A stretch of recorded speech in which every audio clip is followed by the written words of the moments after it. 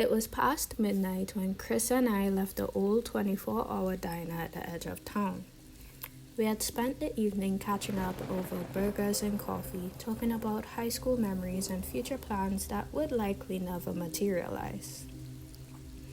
As we strolled toward my car parked a little further down the block, Chris slowed his pace. I glanced over and noticed him rubbing his temples. He was pale. "Everything okay, man?" I asked, half jokingly. "Too much greasy diner food." Chris shook his head, wincing as he leaned against a nearby lamppost. "No, it's different," he mumbled. "Everything's spinning," he grimaced, clutching his stomach as he swayed on his feet. I rushed over and grabbed him by the arm just as his legs gave out. His breathing was ragged, each breath shallow and strained. A jolt of panic shot through me. I wasn't sure what was happening, but it was more than just a bad burger. "Come on," I said, guiding him toward the car. "We need to get you to the hospital." We barely made it to the passenger seat before he collapsed completely. I managed to push him aside, buckling his seatbelt as his head lolled against the window. His breathing had grown faint, his skin cold. I didn't waste any more time. I jumped into the driver's seat and sped towards the hospital. The roads were empty, the entire town blanketed in a pale bluish light that made everything look strangely surreal. When the hospital finally came into view, I pulled up to the emergency entrance and skidded to a stop. The automatic doors slid open with a soft hiss. I half dragged, half carried Chris inside. The bright fluorescent lights inside the emergency room burned my eyes as I shouted for help. A nurse and a security guard rushed over immediately. Chris was placed on a gurney and whisked away into a triage room. I tried to follow, but a nurse held up a hand. "You need to stay in the waiting room, sir. Someone will come speak to you soon." Reluctantly, I turned back and made my way into the waiting room. It was a small, uninviting space lined with rows of faded plastic chairs. The harsh lighting overhead buzzed like a hive of angry bees, casting a cold, sterile glow over everything. The air smelled faintly of antiseptic, with a hint of something stale like old coffee or cheap hospital food. The reception desk sat at a far end of the room, cluttered with stacks of paperwork and a dusty computer monitor. Behind the desk, a tired-looking receptionist typed away with little enthusiasm, barely glancing up as I entered. She looked like she had been working the night shift for years, with deep shadows under her eyes and a weary slump in her posture. A glass partition separated her from the waiting area, with a small sliding window used to speak to patients. Aside from the receptionist, there were only a few other people scattered around the room. A middle-aged man in a wrinkled jacket sat slumped in a chair, staring blankly at the floor tiles, his face pale and drawn. Across from him, a young woman scrolling through her phone, her foot tapping rhythmically against the leg of the chair. In the far corner, an elderly woman with a hunchback knitted quietly, her lips moving as she murmured to herself, though I couldn't make out the words. The wall-mounted TV flickered above, showing a muted news broadcast, with closed captions scrolling across the screen. Next to it, a clock ticking irregularly, the second hand jerking with each movement as though struggling to keep time. The room itself seemed caught in some liminal state. I chose a seat near the corner, trying to calm my breathing. My heart was still racing from the rush to the hospital.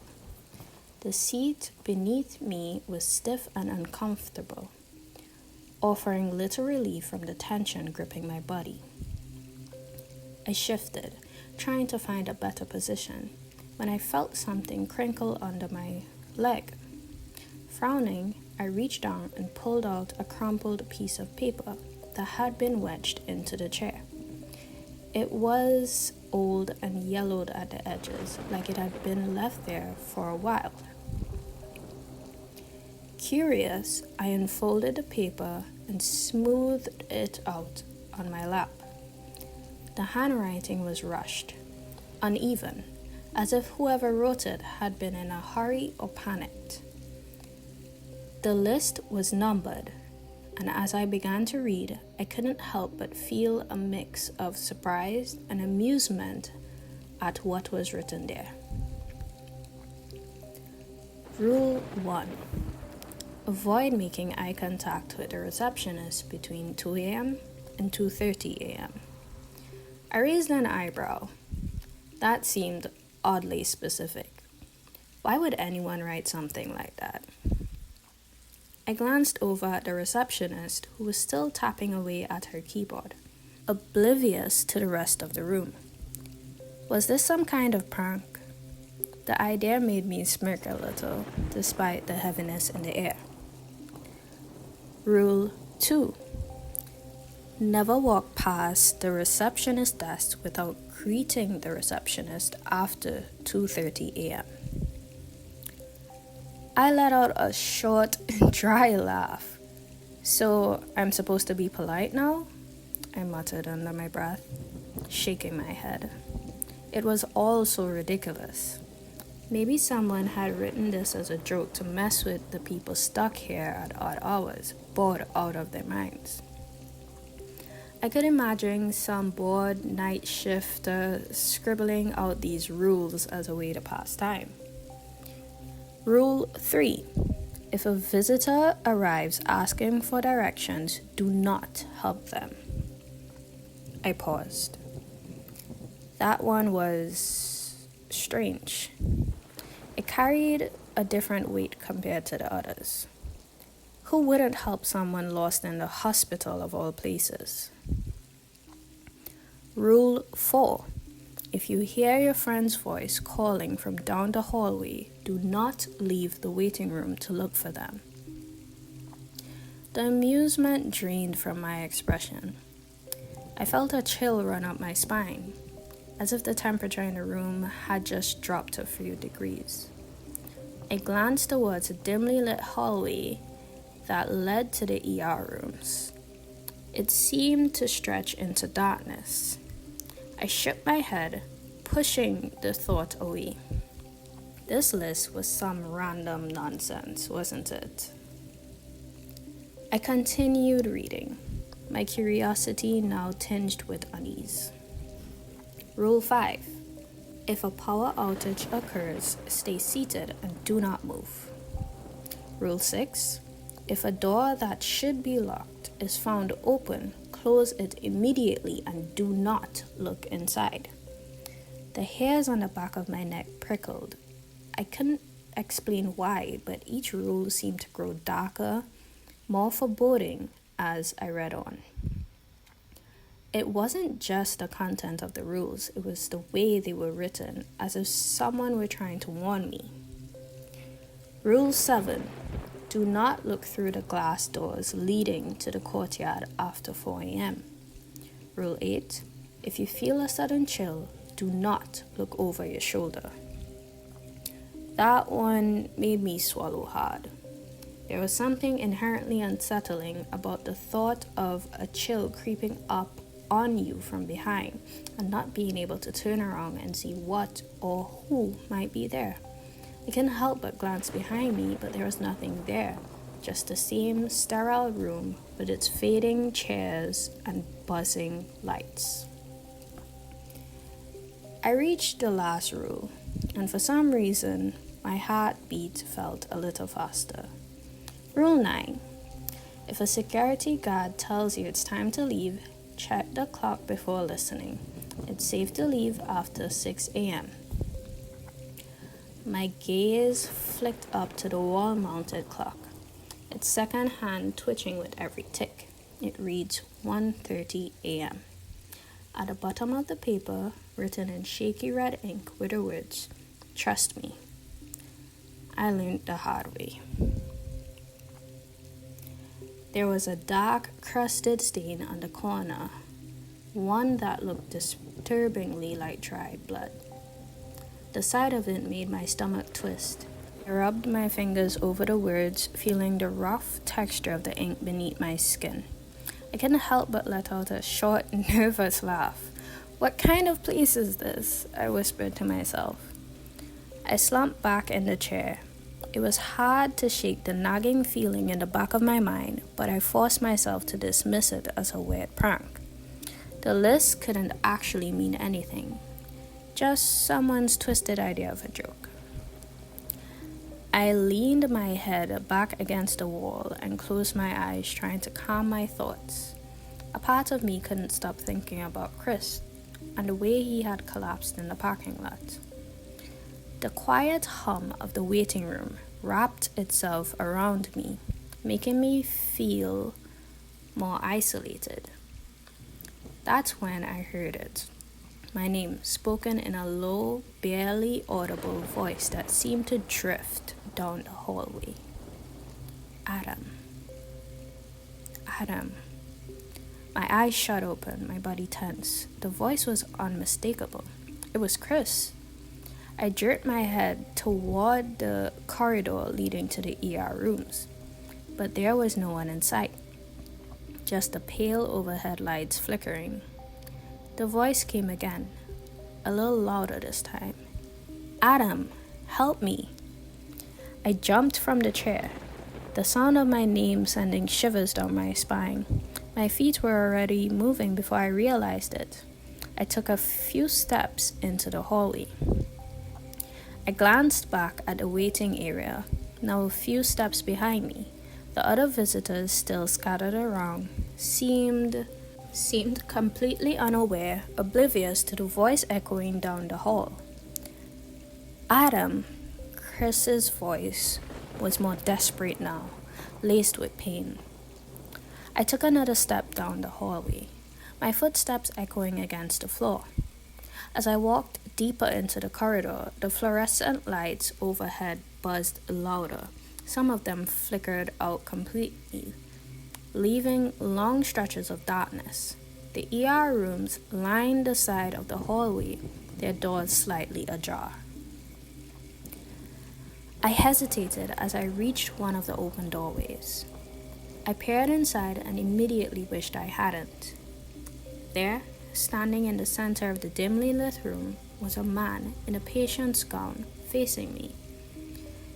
The man's head moved in quick, jerking motions, shaking from side to side so rapidly I couldn't make out any details. It was just a blur, a sickening blur.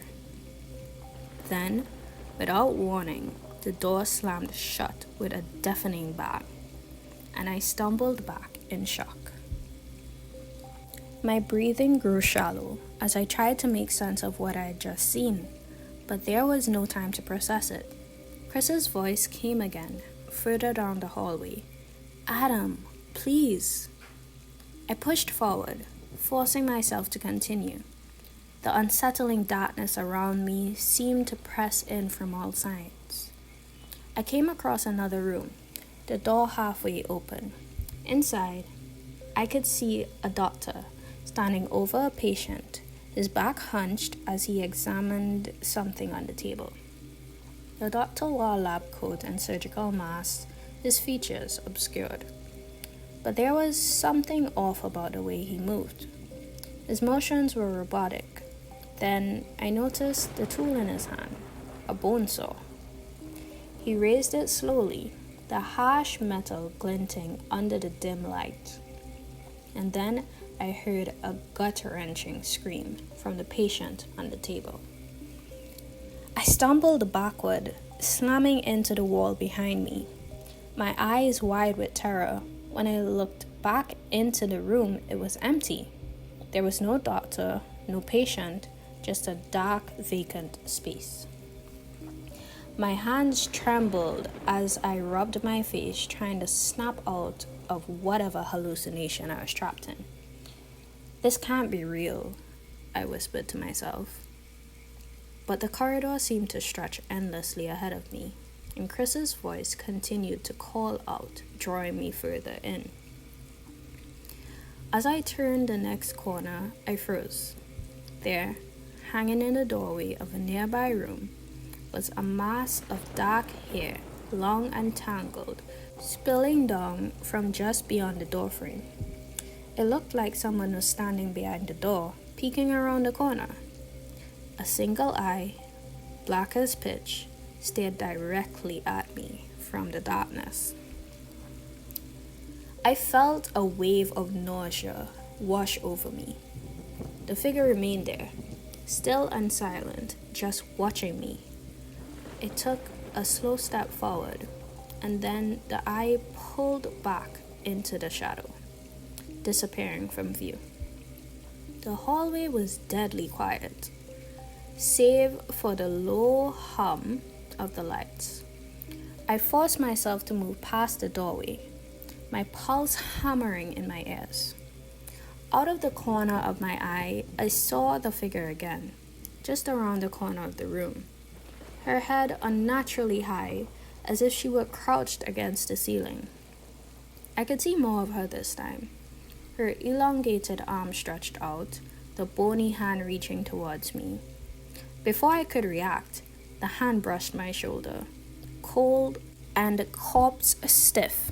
Its fingers scratched into my skin like claws. I bolted, my shoes squeaking on the linoleum as I raced down the hallway. I had no idea where I was going. I just wanted to get away from whatever that thing was. I threw open the first door I saw and stumbled back into the waiting room. My heart pounded in my chest as I staggered to a stop. Everything appeared normal again. The receptionist desk, the plastic chairs, the other visitors who hadn't moved an inch. It was as if none of it happened, but my skin prickled with the lingering touch of the hand. Glancing at my shoulder, I noticed 3 faded scratch marks, a reminder that something was very, very wrong. I slumped back into a chair, catching my breath, trying to make sense of the nightmare I had just experienced. I reached into my pocket and pulled out the crumpled list of rules, my hands trembling as I unfolded it. I glanced at Rule 4 again, the words seeming to taunt me. If you hear your friend's voice calling from down the hallway, do not leave the waiting room to look for them. I had ignored it, and now I was starting to believe that those rules weren't a joke after all. I tried to calm myself, my breathing coming in short, ragged gasps as I leaned back in the chair. I ran my hands through my hair, trying to force myself to think rationally. Maybe I was just sleep deprived, or maybe the stress of seeing Chris collapse was catching up to me. I told myself that I had only imagined the things I saw in the hallway, but no matter how hard I tried to convince myself, the feeling of that cold hand brushing against my skin lingered. I glanced at the clock. 1:45 a.m. The minutes seemed to crawl by. I couldn't shake the dread that had settled in my chest. My thoughts drifted back to the list of rules. Each one seemed ridiculous on its own, but after my experience in the hallway, I found myself paying closer attention to each word. That was when I noticed him. A man who hadn't been in the room before. He stood near the entrance, his hand stuffed in the pocket of his long coat, his eyes scanning the waiting room like he was searching for someone. His presence sent a jolt of unease through me. I was sure he hadn't been there earlier. I would have remembered his tall, lanky figure and the unsettling way his gaze seemed to linger on the other visitors, one by one. The list. I pulled it from my pocket and read the third rule again. If a visitor arrives asking for directions, do not help them. The man's gaze found me. He started walking toward where I sat. My body stiffened, every muscle tensing involuntarily. There was no mistaking his intention. He stopped a few feet away, leaning slightly forward as though inspecting me. "Excuse me," he said in a voice that was calm but too deliberate. "Could you help me find the ICU? I seem to be a little lost." The tone of his voice was polite enough, but there was something off about it, something that put me on edge. It was as though he was trying to mimic normal speech but wasn't quite getting it right. I glanced around the waiting room, but no one else seemed to notice the man's presence. The receptionist didn't even look up. I shook my head, gripping the list tighter in my hand. I'm sorry, I can't help you," I stammered. The man didn't move. He just kept staring at me, his eyes narrowing slightly. "Are you sure?" he asked, his voice growing softer, almost coaxing. "It won't take but a minute. It's just down the hall, right?" I didn't know what to say. A part of me felt guilty for not helping him. But the words on the list flashed in my mind. Do not help them. I forced myself to look away, hoping he would take the hint and leave. But instead, he took a step closer. "It's not very kind to ignore someone who needs help," he said, his tone now edged with something darker. I glanced at his face, and for a split second, his features seemed to shift. His mouth stretched into a wide, unnatural grin, the kind that didn't belong on a human face. The corners of his lips seemed to extend too far, the teeth behind them slightly jagged. I shot up from my chair, stumbling backward. The man's smile didn't waver as he turned his head slightly, like he was examining me from a different angle. Then he turned towards the receptionist's desk and started walking, slowly and unnatural. At one point, his head snapped towards me, unnaturally, the same grin on his face. As he continued walking, I froze. I couldn't look away. Then he reached the receptionist's desk. He just passed through it, then suddenly disappeared. My gaze darted around the waiting room. The other visitors were exactly where they had been moments ago, their expressions unchanged, their movements as mechanical as before. I glanced back at the receptionist. She was still at her desk, her face illuminated by the pale glow of the computer screen. My gaze flickered upon the clock on the wall. It was 1:58 a.m., and Rule 1 flashed in my mind. Avoid making eye contact with the receptionist between 2 a.m. and 2:30 a.m. After a few minutes, I glanced towards her, my eyes drifting out of habit. It was just for a second. The receptionist was staring straight at me, her eyes locked onto mine, and it was with an intensity that made my heart skip a beat. She wasn't moving.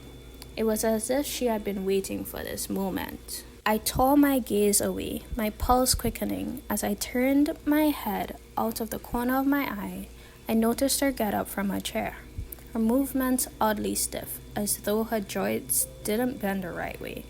She walked forward, but not around the receptionist's desk. She passed through it, like it wasn't even there. I froze, not daring to look directly at her again. I squeezed my eyes shut.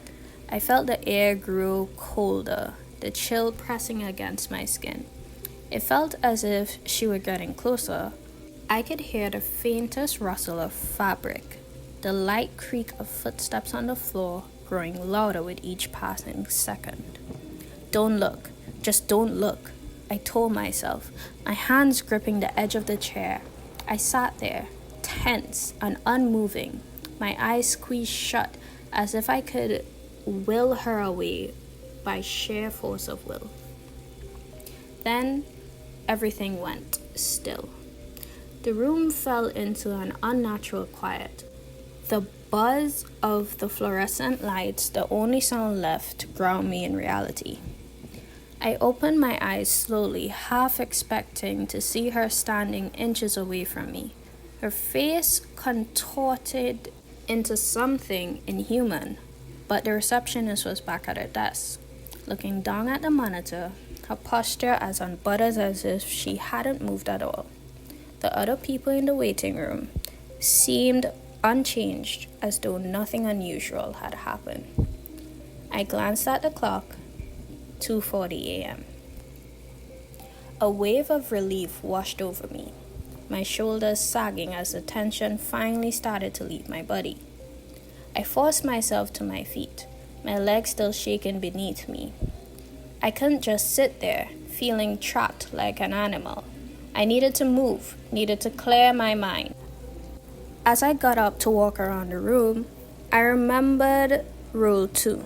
Never walk past the receptionist's desk without greeting the receptionist after 2:30 a.m. I wasn't about to take any more chances.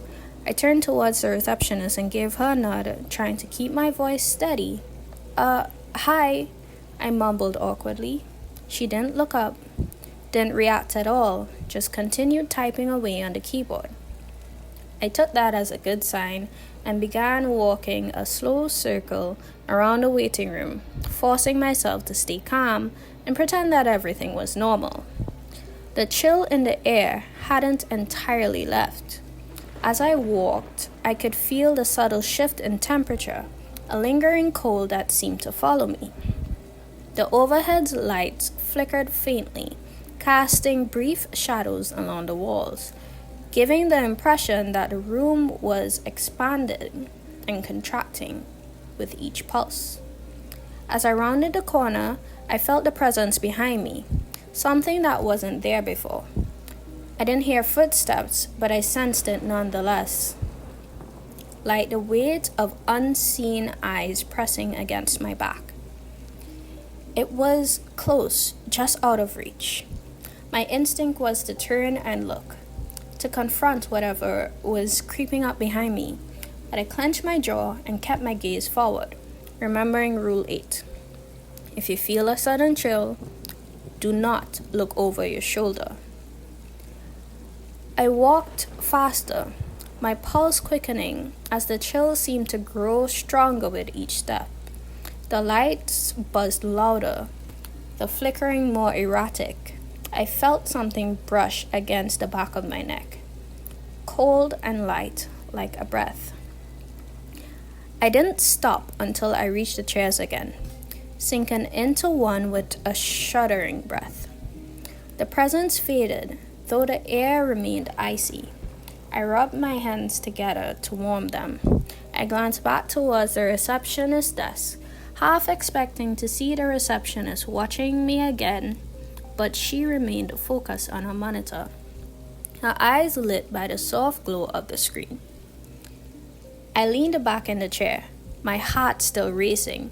I couldn't shake the feeling that something was terribly wrong, that the rules on the crumpled piece of paper weren't just random scribbles left behind to scare people.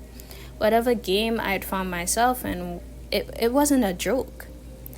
And now, the only way out seemed to be to play along. I sat there for a long moment, my body trembling, trying to calm my nerves and slow my breathing. That was when I heard the automatic doors slide open with a soft hiss. I looked up, expecting to see another late-night visitor or a nurse making rounds, but my heart almost stopped when I saw who stepped inside. It was Chris. He looked perfectly fine, normal. His face had color, His clothes were clean. There wasn't a single sign that anything had been wrong with him. Relief rushed through me, and I felt the tension in my muscles finally ease. Chris's eyes found mine, and he broke into a small smile as he walked over. "Hey, Adam," he said casually, his voice the same as always. "They let me out early." The relief was so overwhelming that I laughed out loud. "Chris, man, you scared the hell out of me," I said, shaking my head. "Are you okay? You looked pretty bad earlier."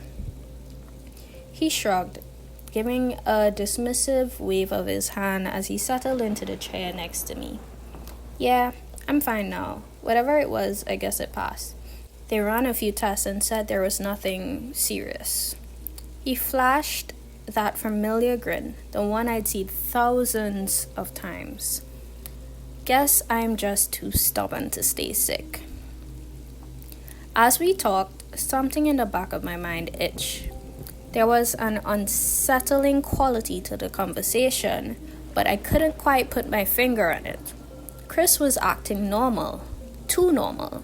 He was speaking in a calm, deliberate tone, his words perfectly measured. I brushed it off, figuring it was just my nerves playing tricks on me after everything that had happened tonight. Still, as Chris continued to talk, a strange sense of deja vu settled over me. It was as if the conversation was looping back on itself, repeating the same phrases. His voice had the same rhythm, same inflection, almost like a recording on a loop. Suddenly, I turned to see a nurse walking briskly down the hallway, pushing a gurney. My stomach dropped when I saw who was lying on it. Chris. He was unconscious, hooked up to a heart monitor, an oxygen mask over his face. My gaze darted back to the seat next to me, but the chair was empty. Chris, who had been sitting beside me, was gone, vanished as though he'd never been there at all. My skin prickled as a wave of cold panic spread through me. I stared at the empty chair for a long moment, my heart pounding in my ears. Then I saw the nurse walking by the waiting room. She glanced over at me briefly, her expression neutral. I jumped out of my chair. "Wait," I called after her. "Is Chris okay? My friend. He was just sitting here. What's going on?" The nurse slowed, turning to look at me with a small, tight-lipped smile. "Your friend is stable, but he hasn't woken up yet." Her words hung in the air, leaving me cold and confused. I glanced back at the empty seat, then at the nurse as she continued down the ER hallway. My head was spinning. Had Chris really been here, or had I just imagined him? I sat back into my chair, my body heavy with fatigue and fear. I glanced at the clock again. 3 a.m. Time was moving, but not in the way it should have. I felt trapped, as though the minutes were pulling me further into the unknown. I pulled a crumpled list of rules from my pocket and unfolded it with trembling hands. My eyes scanned the lines again, looking for answers that weren't there. I needed to understand what was happening to me, what was happening in this place. But the rules only deepened the mystery, the words twisting in my mind like a riddle I couldn't solve. Time seemed to be moving strangely now. I couldn't tell how long I had been sitting in that chair, how long I had been wandering the room. The clock above seemed to skip minutes or stall entirely, and my sense of reality continued to blur. I rubbed my eyes, trying to shake off the fatigue that had clung to me like a shroud. I glanced at the clock again. It showed 5:55 a.m. Almost there, I thought. Almost free. That was when a security guard appeared in the doorway, his silhouette casting a long shadow across the waiting room floor. He was a broad-shouldered man with a neatly trimmed mustache and a calm, almost reassuring presence. He walked toward me with an easy stride and stopped just a few feet away. "Sir, it's time to leave," he said in a deep, measured voice. "The ER is closing for non-patient visitors." I blinked, my thoughts catching up slowly. "But my friend, Chris, is still..." Just then, I saw Chris walking out of the ER hallway. He waved to me, a tired but genuine smile on his face. Relief flooded through me, and I started to get up. Then I hesitated. The words from Rule 9 echoed in my head. If a security guard tells you it's time to leave, check the clock before listening. I turned my gaze towards the clock above the receptionist's desk. 6:01 a.m.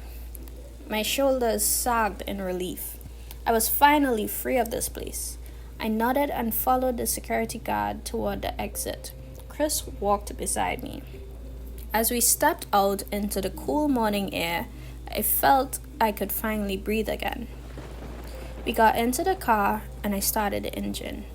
I felt a small smile tug at my lips. I pulled out of the hospital parking lot, the tension in my chest slowly beginning to fade. But as I drove, a strange unease crept over me. The world outside the car seemed darker than it should have been. I glanced at the sky. It was still a deep, inky black, with no trace of the early morning light. It was too dark, too quiet. I squinted, peering behind the trees lining the road, and my heart skipped a beat. In the shadows, I saw faint figures standing there, their forms barely visible, distorted as if they were made of mist. Panic surged through me. I glanced at the dashboard clock, and my stomach dropped. 4:30 a.m.? How was that possible? It had been well past 6 a.m. when I left the hospital. I turned to look at Chris in the passenger seat, my heart pounding in my ears. But it wasn't Chris. The shadow was there, sitting beside me. It was a vague silhouette, its face obscured, but I could feel it watching me. I could feel its eyes boring into my skin. I gasped, gripping my steering wheel tightly as my vision blurred with fear. I slammed on the brakes, skidding to a halt in the middle of the road. Suddenly, I was back in the waiting room, seated in the same stiff plastic chairs. The security guard stood in front of me, a grin spreading slowly across his face, his eyes unnaturally wide and gleaming in the harsh fluorescent light. "Time to leave," he said, his voice echoing in my head like a taunt. I felt my mind start to unravel. Had I ever left the hospital at all? Was I trapped here, destined to relive these twisted events over and over again? I buried my face in my hands, my breathing ragged as a sense of hopelessness washed over me. It felt like hours passed, but it could have been minutes or even seconds. I didn't know anyone. I was dimly aware of a nurse standing in front of me. Her voice, calm and soothing, pulled me back from the edge. "Sir, your friend is stable," she said gently. "He's going to be okay, but he needs rest. He'll be transferred to a hospital room soon, and you can visit him during regular visiting hours." I looked up at her, my vision clearing slowly. The waiting room was just as it had been. No signs of the security guard or anything out of the ordinary. I glanced at the clock. It read 6:30 a.m. A slow glow of morning sunlight filtered through the glass doors, filling the room with warm light. The nightmare was over. I nodded to the nurse, murmuring my thanks, and stumbled out of the ER. the cold morning air a welcome relief. As I reached my car, I glanced back at the hospital, half expecting to see something out of place, but it looked like any other hospital, in the early light, mundane and unthreatening. I got in the car and drove home, the sun finally rising to chase away the remnants of the darkness. Later that day, I returned to the hospital to visit Chris. He was awake, sitting up in bed, and looking surprisingly well for someone who had collapsed so suddenly the night before. "Hey," I said, my voice trembling slightly, as I pulled up a chair to his bedside. "How are you feeling?" Chris chuckled weakly. "Better than I should, I guess," he replied. "But I had the weirdest dreams last night. It was like I was half conscious the whole time." My heart skipped a beat. "What kind of dreams?" Chris frowned, his brow furrowing as he tried to recall. "One of them was I came to the ER and saw you sitting in the waiting room. You looked pretty freaked out. And then there was another one. We were leaving the hospital together, just driving away into the night." A cold shiver ran down my spine, but I forced a smile and nodded. "Yeah, weird," I said quietly, my mind racing with the memory of the night's events. As we sat there talking, I glanced at my shoulder, where a constant pain kept tugging at me, and saw the 3 scratch marks from last night. I couldn't shake the feeling that somewhere, out there in the darkness of the night I had just escaped, something was still waiting, and the rules of this place would not be so easily forgotten.